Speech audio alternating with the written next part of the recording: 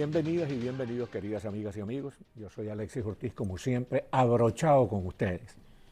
Bueno, hoy vamos a hablar con una escritora muy importante sobre un tema muy exigente, muy llamativo, que es el de la tragedia que vive el pueblo kurdo en el Kurdistán, allá en el Medio Oriente.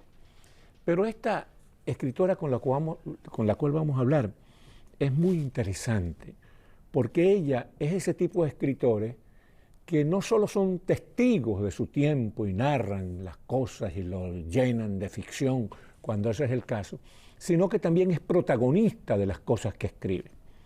Ella se inscribe dentro de esa tradición de escritores que escribían, pero también vivían lo que estaban narrando. Por ejemplo, está el caso de André Malraux, el famoso escritor francés de la condición humana, que tuvo un gran protagonismo en las cosas que narró en China y en todos los sitios donde estuvo. Tenemos el caso de Ernest Hemingway, Premio Nobel de Literatura norteamericano, el autor del Viejo y el Malo, una novela inolvidable que también tuvo protagonismo en la Guerra Civil Española y en las cosas por las cuales que narra en sus libros. Bueno, imagínense ustedes, eso tiene tanta tradición que viene desde Cayo Julio César, el gran emperador e intelectual romano, que no solo fue el gran protagonista de la Guerra de las Galias, sino que escribió la historia de las Galias en las cuales él mismo fue figura principal. Cervantes, Miguel de Cervantes Saavedra, el del Quijote. Cervantes fue un hombre que pudo escribir el Quijote porque pudo estar en la batalla de Lepanto, que fue la batalla que defendió la cristiandad, porque pudo ser esclavo en Argel durante 5 años, es decir, porque estuvo en la cárcel donde tuvo una experiencia invaluable, una experiencia irrepetible.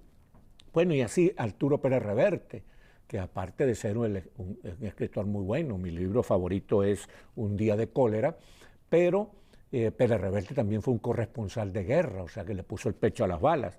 Otro podría ser Yuko Mishima, el gran escritor japonés sobre el cual Marguerite Yourcenar, una extraordinaria escritora, escribió un libro que se llama Mishima o La pasión de morir, porque precisamente este era un hombre que lo que escribía estaba teñido de su actitud de samurái, de guerrero japonés, tanto así que murió haciéndose el harakiri, pues.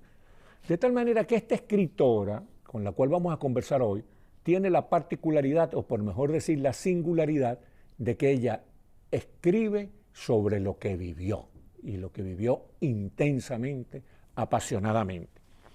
Se trata de Carol Pluhnhuber, y vamos a hablar de ella y de su libro, pero vamos a comenzar por hablar de ella. Bienvenida, mi querida Carol. Muchas gracias, Alexis. Esa introducción pues un poco abrumadora, ¿no? Meterme dentro de ese grupo de escritores tan extraordinario. Bueno, mira, sí, de algún modo tú estás en ese elenco, o sea que no hay exageración. Ahora tú eres venezolano, española, norteamericana. Cuéntanos un poco de tu vida.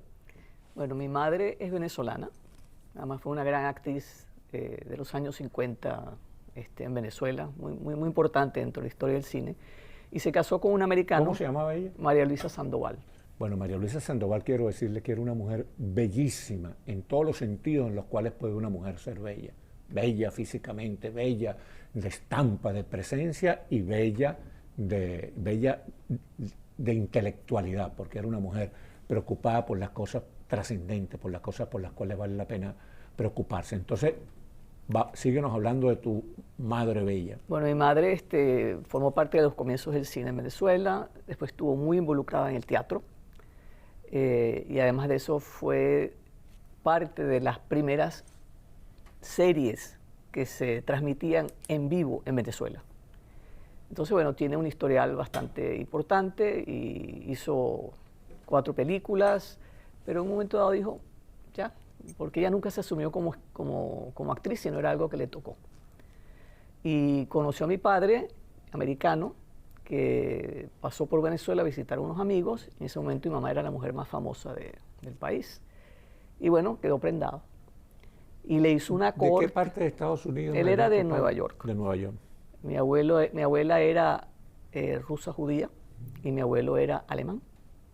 Y él nació en Queens, en Nueva York. Y bueno, le hizo una corte, pero muy insistente. Se iba a los platós y le esperaba, pero no fuese alguien que se la llevara. Bueno, No lo critico porque esa mujer era realmente... pues el encanto de mi padre terminó ganándole, mi madre se casó con él y bueno, nacimos yo y mi hermano menor.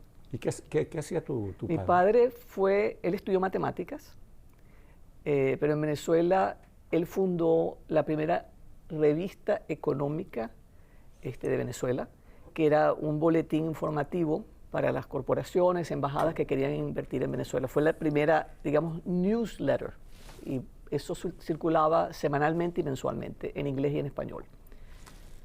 Y bueno, y hablando de estudios, los estudios de tu padre, ¿cuáles fueron los estudios tuyos? ¿Dónde los hiciste? ¿Cómo los hiciste? Bueno, yo estudié en Venezuela, digamos, bachillerato, y hice mi carrera de letras en la Universidad Andrés Bello, la Universidad Católica Andrés Bello en Caracas, y estudié letras.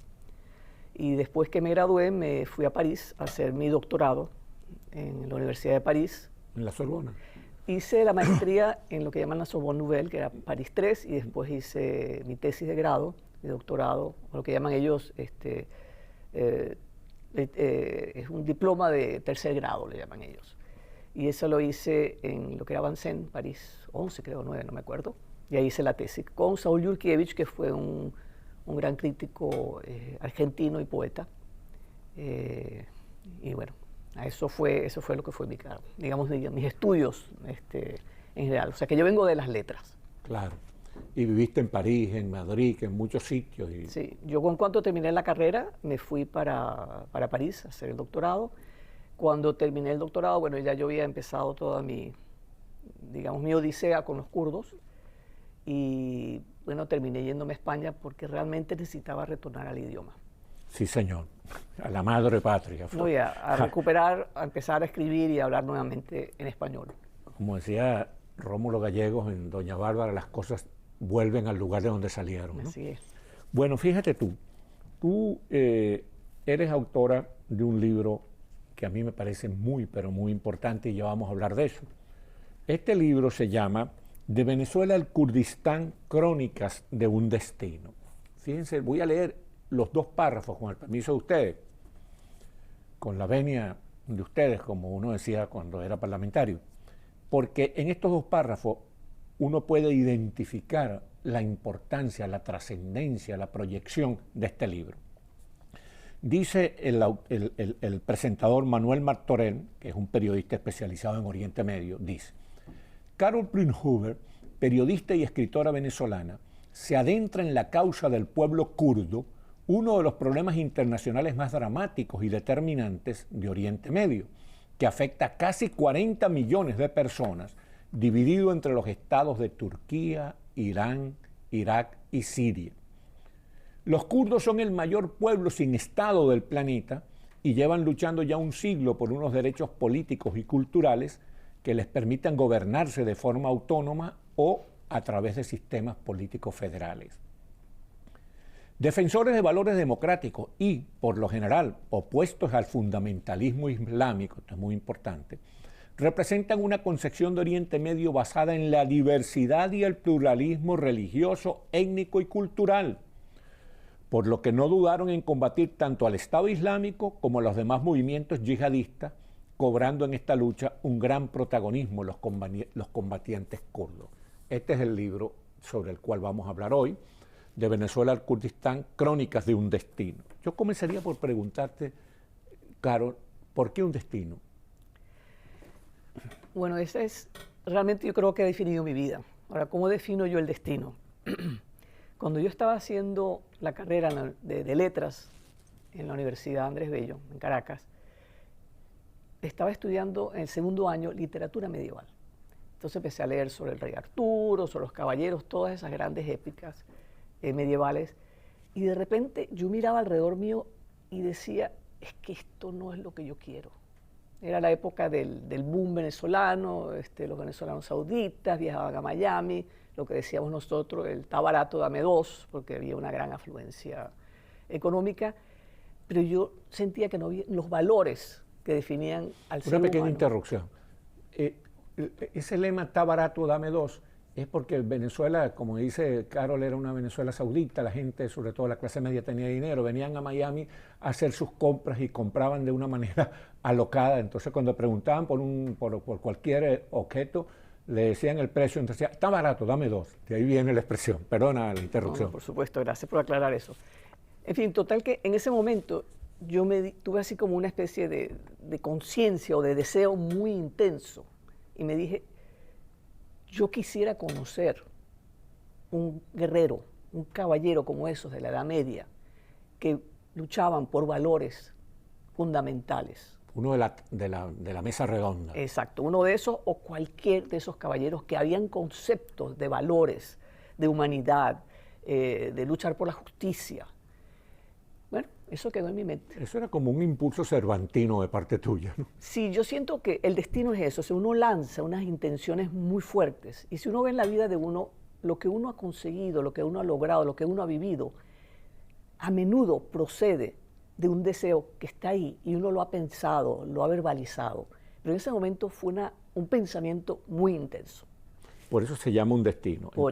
Entonces tú te encontraste con ese destino. Cuéntanos cómo te encontraste con ese destino, que es encontrarte con figuras del pueblo kurdo, del Kurdistán. Yo digo continuamente en este libro, quiero hacer una salvedad. Esta es mi historia personal de mi encuentro con los kurdos.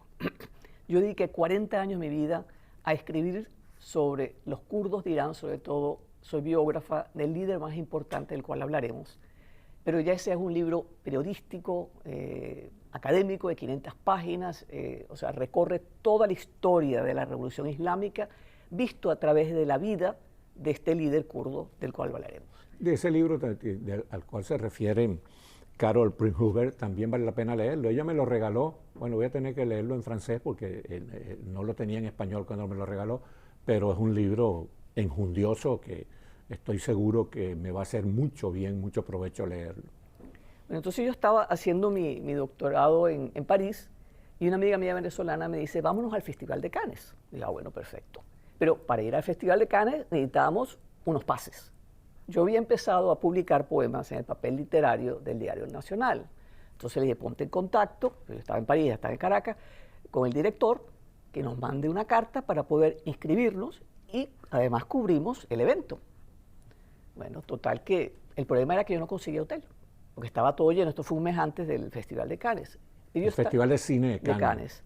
Yo estaba haciendo una pasantía en la UNESCO, en ese momento en el departamento de video. Y le comento a mi jefe, digo, chico, no consigo qué alquilar, no consigo habitaciones de hotel, nada para ir a Cannes, si quiero ir a Cannes. Me dice, pero chica, yo tengo un apartamento y lo tengo libre, yo te lo alquilo. O sea, ya para mí fue la primera señal de que el destino empezaba a poner sus piezas. Bueno, nos arrancamos para Cannes, al apartamento que quedaba allá en las montañas. Bueno, nos vamos al gabinete de prensa y cuando llegamos nos dicen, señorita, aquí no hay ninguna carta. Vengan por la tarde porque quizás no ha llegado. A mí ya se me revolvió el estómago. Digo, bueno, ¿y qué vamos a hacer? Pagamos el apartamento, el tren y de repente no nos van a dar pase. Entonces nos fuimos a la playa porque no pudimos hacer más nada.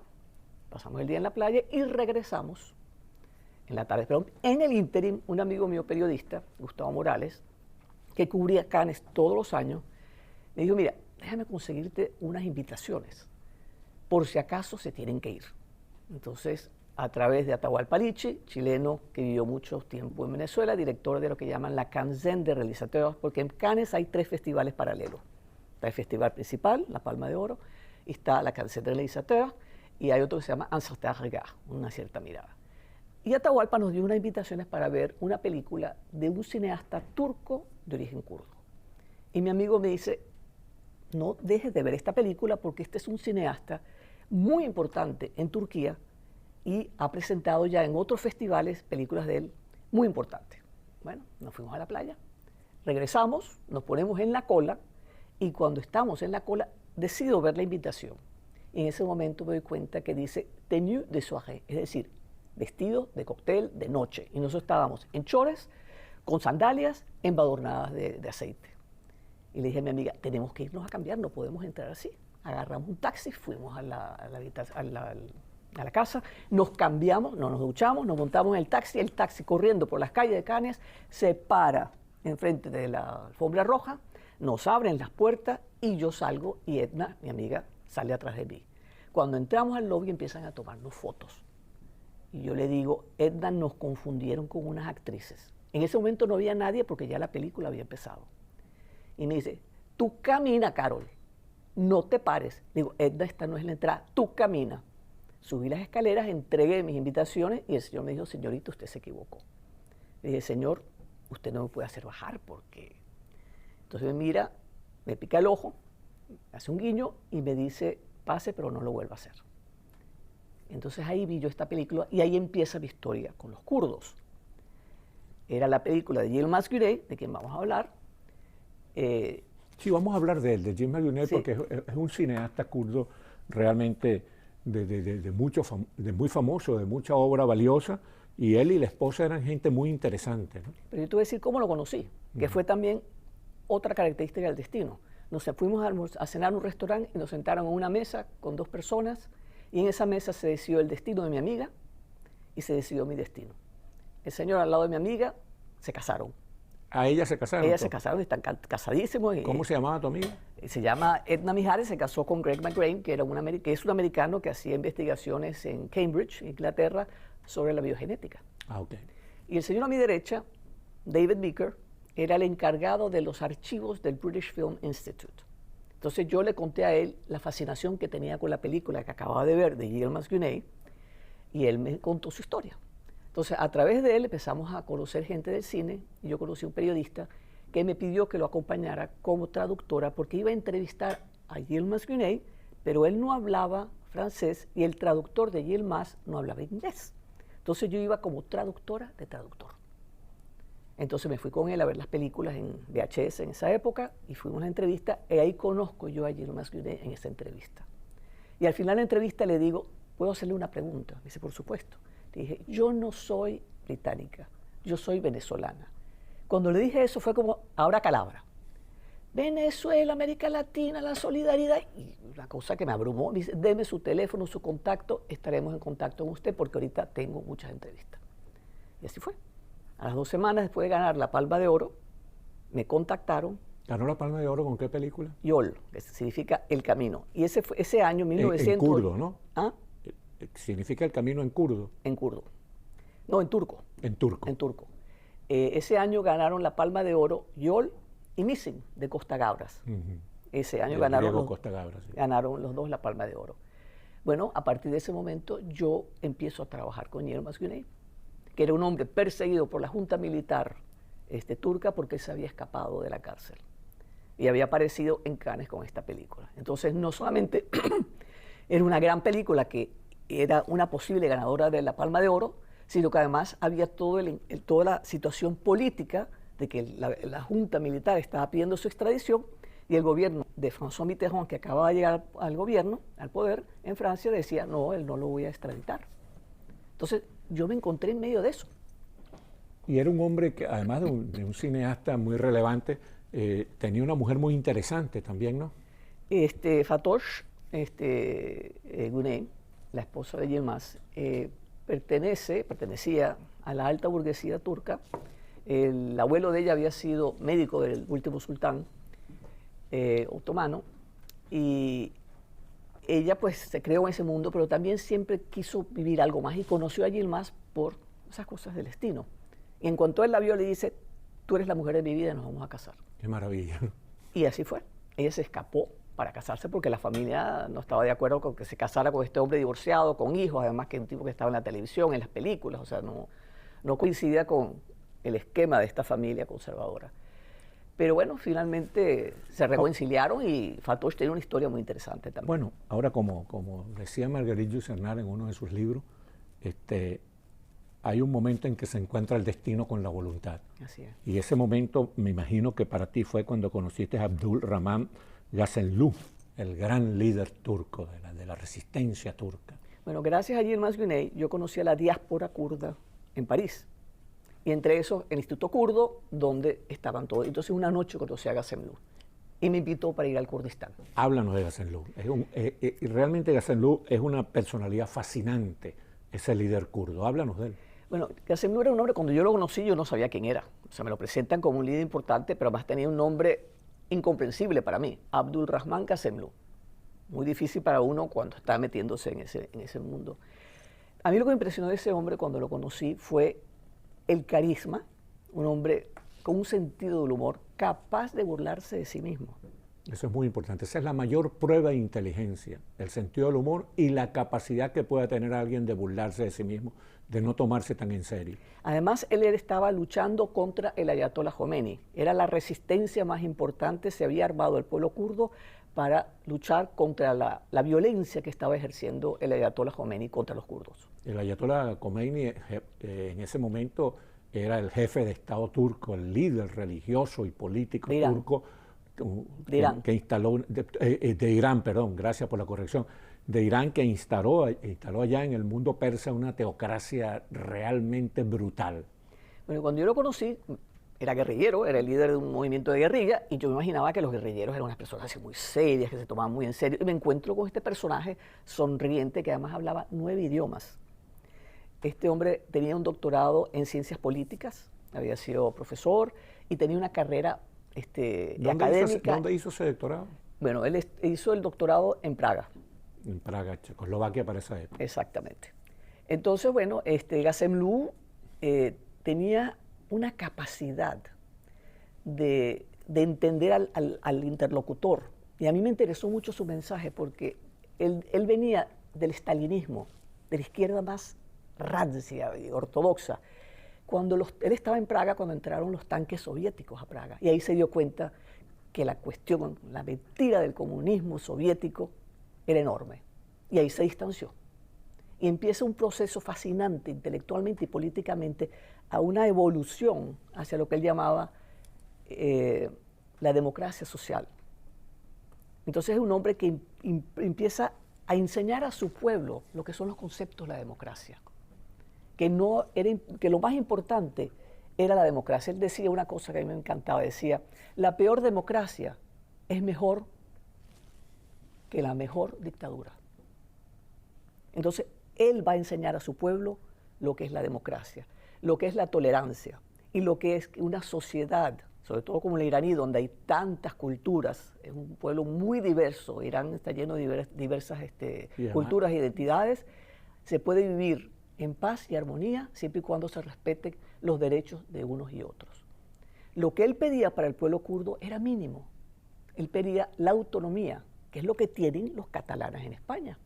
Es decir, el derecho de hablar su idioma, de enseñar a sus hijos en su idioma, siempre y cuando, claro, el idioma oficial sería el persa, y que los asuntos locales, como aquí en Estados Unidos, fuesen gerenciados por la región. Pero eso era anatema para el Ayatollah Khomeini. Él me cuenta... Sí, para el Ayatollah Khomeini y para todos esos gobernantes de los países donde estaban los kurdos, Turquía, Irán, Irak y Siria. Él me contaba que él... En esos tiempos, imagínense ustedes, el gobernante de Siria era Saddam Hussein. De Irak. De Irak. Bashar al-Assad, no te preocupes. Son muchos nombres y son... No, y estoy un poquito torpe hoy. Él me decía que él había luchado contra el Shah porque el Shah también mantuvo unas políticas muy opresivas contra los kurdos. Les prohibió que usaran sus vestimentas tradicionales, que hablaran su idioma. Pero él me dijo una cosa, yo luché contra el Shah, estuve en una prisión en la época del Shah, pero yo nunca me imaginé que el Ayatollah Khomeini fuese tan sanguinario como lo fue. El Shah era un niño de pecho al lado del Ayatollah Khomeini. Él tiene una anécdota que se la voy a contar para que sepan quién es este hombre. Él siempre estuvo abierto al diálogo, porque él consideraba, aun cuando había tomado las armas, que el diálogo era la manera más importante para alcanzar un acuerdo. Fue a visitar al Ayatollah Khomeini para una conversación, y cuando él entra en la sala, se encuentra a Khomeini rodeado de niños, y Khomeini agarra un terrón de azúcar, se lo pone en la boca y se lo da al niño a su lado. En ese momento él se dio cuenta, este hombre es vanidoso, y se cree realmente ser el representante de Dios, y aquí no hay otra manera de... Sí, y para el niño es un privilegio comer un terrón de azúcar con la saliva de ese dictador tan despreciable. Ahora, fíjate tú estuviste con los guerreros allá en Turquía, estos guerreros que se llaman peshmergas, que significa los que caminan frente a la muerte, y que tú los señalas en la página 145 de tu libro, lo tengo anotado, que tú dices que esos jóvenes guerreros, hombres y mujeres, eran el verdadero rostro de la ternura. ¿Por qué haces esa afirmación? Bueno, yo fui al Kurdistán para hacer un documental para una agencia de televisión francesa, y entonces estuve con la guerrilla. O sea, entramos por Bagdad y de Bagdad cruzamos hacia Irán clandestinamente por las montañas. Y hombres rudos, muy fuertes, pero lo que yo experimenté en el Kurdistán fue el sentido de la hospitalidad. Y estos seres estaban tan agradecidos por cualquier occidental que hablara de ellos, porque son realmente el pueblo olvidado de la tierra. Sí, abandonado por las y olvidado, democracias porque la cuestión occidentales. palestina siempre se ha hablado, pero los kurdos muy poca gente hablaba. Entonces, lo que yo veía ahí era el valor ante la lucha, pero la delicadeza con estos huéspedes que venían a contar su historia, a contar su drama, de una generosidad a veces incluso abrumadora. Yo le decía a uno, me encanta tu reloj, aquí lo tienes. No, entonces, bueno, me di cuenta de los valores que ellos tenían colectivos, que los objetos no eran importantes, sino era el lado afectivo que había en la relación con el extranjero. Una práctica concreta y real del amor al prójimo, de la solidaridad social, ¿no? Son seres solidarios, y hay un dicho kurdo que cuando tú nunca le preguntas a un huésped de dónde vienes y cuánto tiempo te quedas. Qué maravilla. Bueno, ya hablaremos en otro programa de otros libros, son varios y muy, muy importantes, de nuestra entrevistada Carol Prinz-Huber. Ya hemos hablado de Venezuela, el Kurdistán, Crónicas de un Destino, y ya hablaremos de otros libros. Pero quiero decirle que el esfuerzo que ella ha hecho por hacer conocer la causa valiosa del pueblo kurdo del Kurdistán, allá en Turquía, Siria, Irak e Irán, es algo que es digno de admirar, de reconocimiento. Esta es una mujer que podemos cerrar diciendo que ella, con palabras de Andrés Eloy Blanco, un poeta venezolano, que ella tiene un alma aventurera y un corazón ansioso de camino. Muchísimas gracias, mi querida Carol. Gracias a ti.